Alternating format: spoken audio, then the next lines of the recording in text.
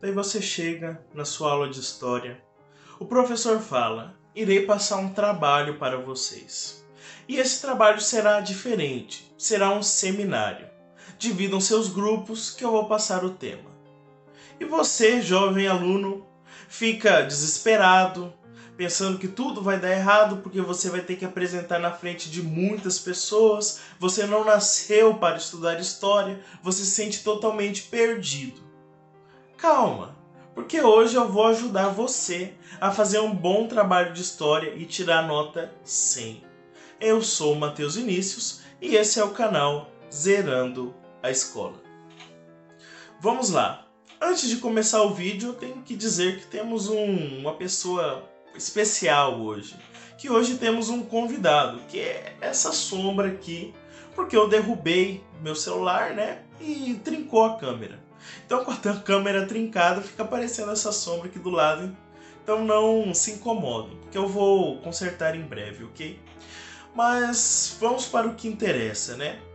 Antes de começar esse vídeo, é importante que você faça algumas coisas. Preste bastante atenção. Se necessário, anote tudo que eu vou passar e mande também para os seus colegas que irá fazer o trabalho junto com você, para que você esteja sintonizado. Assistam juntos, o que custa? Para fazer um trabalho bom é necessário que todos estejam em sintonia. Mas se você for fazer sozinho, então é nóis, vamos junto. Vamos lá então. Eu vou dar para vocês 3 dicas sobre o que fazer e 3 dicas sobre o que evitar. E por último, eu vou dar uma dica bônus que vai mudar totalmente o seu jogo. Que vai mudar totalmente a forma que você apresenta e vai te dar muito mais confiança. Certo? Então vamos lá para a primeira dica sobre o que fazer. Que é dominar o assunto o máximo possível. Ah, professor, aí você já está pedindo demais. Como que eu vou dominar o assunto de história? Eu não sou historiador, não sou professor, não sou nada. Calma, é muito fácil. Primeiro, você vê o meu vídeo aqui sobre como estudar história. Sabendo como estudar história, você vai atrás de vários vídeos sobre o tema que você vai estudar. Se você vai estudar Segunda Guerra Mundial, movimentos do século XX, você vai procurar vários vídeos sobre esse tema. Vai na Wikipédia, vai ler todos os artigos possíveis que você conseguir sobre isso, para que você vá digerindo o máximo de informações possíveis. Porque você não tem muito tempo, você precisa fazer isso rápido. Então lê vários artigos, vê vários vídeos 2 vezes mais rápido se for necessário, mas tente absorver o máximo possível dessas informações. Isso é o começo. E aí vamos para o segundo passo, que é você organizar e escrever. Não adianta você só ficar assistindo, se você não colocar isso num papel e organizar as ideias. Primeiro porque vai ser muito mais fácil você apresentar depois com as coisas anotadas, tudo certinho. Segundo porque um trabalho muito desorganizado é chato. É chato você assistir uma palestra, um seminário ou até mesmo uma aula em que a pessoa não organizou certinho as etapas, as partes e vai fazendo tudo jogado. Então é importante que você organize. Pega um papel e organiza nessas etapas que eu vou falar para vocês agora. Tá, na parte da organização, a primeira coisa que você tem que fazer é dar o contexto geral. Eu sempre vou falar isso, gente. O contexto é muito importante num trabalho de história, numa prova de história. Em qualquer coisa que envolva história é necessário ter contexto. E no que consiste o contexto? Como que era a sociedade que você está estudando? Como que era a política dessa sociedade? E como que era a economia? Essa sociedade tinha religião? De que época a gente está falando? Qual era o regime de governo?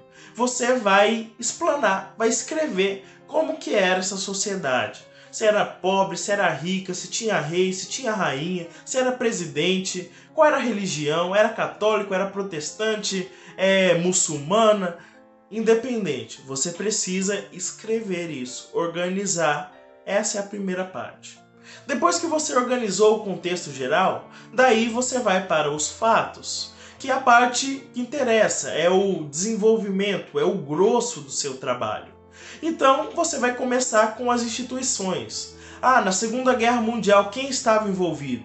Muitos países. Tá, mas quais eram os principais? Era França, Inglaterra, Alemanha. Daí você vai colocar todos os componentes, todos os países, todos os movimentos envolvidos e o líder desse movimento.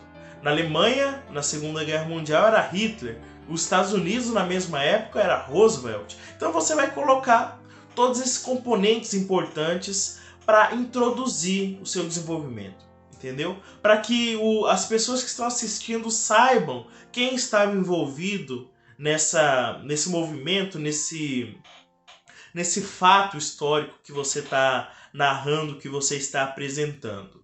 Apresentou quem estava envolvido, daí você vai pelo desenvolvimento mesmo, que é o porquê e o como. O que é o porquê? O que motivou Hitler a iniciar a Segunda Guerra Mundial? Por que ele começou? E depois, como ele começou? Como Hitler começou a Segunda Guerra Mundial? Invadindo a Polônia. Como que o Marechal Deodoro da Fonseca instituiu a República do Brasil? Ele deu um golpe no rei, mandou o rei embora e falou que agora ele é presidente. Todos os fatos históricos têm isso, o porquê e o como. E você vai esmiuçar o máximo possível disso, dentro do tempo do seu trabalho, é claro. Então, por que e como que aconteceu tal contexto? Aqui, até essa segunda etapa da sua organização, já está praticamente pronto o seu trabalho. Mas para ele estar perfeito, sabe o que você tem que fazer? Se inscrever no meu canal, é claro, porque aqui você vai ter muitas dicas. Mas também o que você precisa anotar é o seguinte: você vai finalizar com a cerejinha do bolo, chamado Consequências para os Dias Atuais. Você vai dedicar uns 5 minutos ou menos do seu trabalho para falar o que esse movimento social, o que esse fato histórico contribui para nós hoje. Isso daí o professor vai adorar, vai amar. Você vai precisar fazer isso. Você pesquisa as duas coisas. Olha, por causa da Segunda Guerra Mundial, hoje temos computador e temos, sei lá, a ONU. A ONU é uma consequência direta. São coisas necessárias, coisas que hoje em dia está aqui até que hoje em dia está em pé, então tem consequências diretas. Qual é a consequência da proclamação da República? Bom, nunca mais fomos um império, somos república hoje. Então, tudo que envolve história tem alguma consequência no dia de hoje. Se não for tão direta, vai ter uma consequência indireta. Daí você vai pesquisar qual a importância histórica para hoje desse movimento. Certo? Então a parte da organização é essa. Você vai escrever tudo isso, fazer tudo ter um sentido e se preparar para que você apresente. Certo? Terceira dica para o que fazer é fazer slides. Não é para escrever tudo que você organizou no slide, mas só palavras-chave, como eu faço aqui. Aqui eu não coloco tudo que eu estou falando, mas somente as coisas que são importantes, só os títulos. Isso serve também como guia para vocês. Você vai ler ali e vai saber o que falar. Na segunda parte vocês vão ter um pouquinho mais de noção, mas isso é muito importante. Imagens também, mapas, tudo que vai enriquecer o seu discurso, você coloca no slide, faz um PowerPoint. Não precisa ser muito complicado, mas só para ilustrar, só para que tenha mais enriquecimento o seu trabalho, sua apresentação, tudo bem?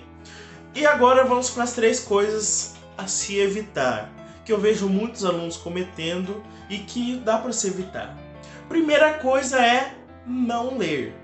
Eu já vi muitos alunos que estavam apresentando seminário e de repente eles só estavam com o papel na mão e lendo tudo. Organizou tudo certinho, fez tudo de maneira adequada, o trabalho escrito está impecável. Tão impecável que ele acha que pode ler. Não façam isso, gente, é muito robótico, é muito chato. Um seminário é feito para ser apresentado. Então, apresente, não leia. Faça assim como eu, converse com as pessoas. Fale com seu professor, abra um espaço para perguntas dentro do seu conhecimento. Se você não souber responder, pergunta pro professor, é ele que é o responsável da sala. Mas evite ler a qualquer custo. Ler num seminário é horrível, não é bom, cansa, é algo muito ruim mesmo. Certo? Segunda dica do que não se fazer é não falar gírias. Daí eu falo pra vocês não lerem, o trabalho tá impecável, daí beleza, vocês não lêem. Mas daí vai apresentar, fala muito, mano, cara, manda um palavrão. Não façam isso. Ou pior, tem um vício de linguagem, então toda hora você fala né, e daí aconteceu isso né, e então, tipo, essas coisas empobrecem demais a fala de vocês. Empobrece muito, fica horrível. Qualquer pessoa que fala muito essas gírias, esses vícios de linguagem, cansa. Não sei se vocês já tiveram experiência, quando vejo alguém que fala muito né, eu paro de prestar atenção no que ela está falando e começo a contar quantos nés essa pessoa está falando. É horrível, então evitem também. Sem gírias, sem vício de linguagem. E a última dica de ouro para que não dê merda no final, para que não dê errado, é que cada pessoa não estude uma parte separadamente. Então vamos supor que o seminário está organizado em 4 alunos, é um grupo de 4, e daí vocês decidem que cada um vai pegar uma parte que eu falei. Então um vai ficar só com contexto, um vai falar só dos personagens históricos, outros vão falar só dos fatos, e o outro vai falar só da parte final, da importância para o dia de hoje. Daí cada um pesquisa e não conversam entre si. Daí na hora de apresentar pode dar muito errado. Uma pessoa pode atropelar outra, pode falar a mesma coisa que o outro falou, ou contar que o outro falou uma coisa que não disse. Então é bom que se você estiver fazendo em grupo, façam unidos. Não deixa separado, mas façam. Mesmo se cada um for pesquisar uma coisa separada, que juntem depois e compartilhem algum fato que o outro viu e o outro não. É necessário fazer isso, porque senão vocês não vão estar caminhando junto e o trabalho não vai dar certo. Então, pelo menos dá uma juntadinha depois, estuda a parte do outro, porque é bom saber. E essas foram as 6 dicas, 3 do que não se fazer, 3 do que se fazer para um bom seminário, e agora vamos para a dica bônus. Essa dica bônus é para as pessoas que se acham muito tímidas ou acham que vão travar na hora, não sabem se vão bem realmente, para que você se solte um pouco, porque realmente pode ser difícil.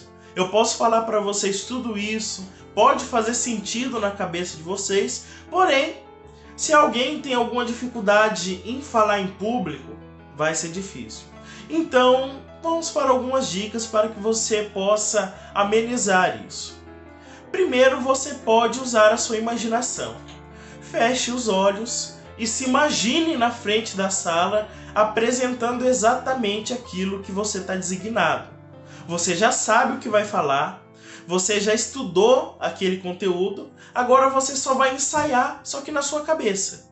Então você lê, relê, domina aquilo, deixa organizado, organizou, imagina.